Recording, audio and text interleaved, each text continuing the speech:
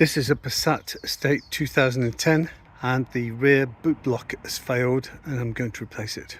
There are 4 screws at the back. There's 1 here, 2 here, 1 here. We're going to undo those screws first. Drop down this catch, which was probably for a road safety sign. To undo the Torx screws you need a T20 Torx bit. 2, 4. Now this panel is free.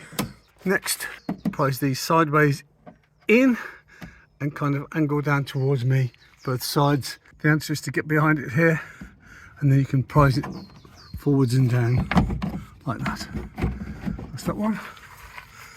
Do the same this side, forwards and down.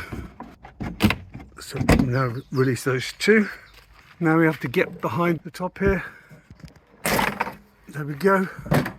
We're now in. To remove the lock, these 8mm spline bits. So I have an 8mm spline tool.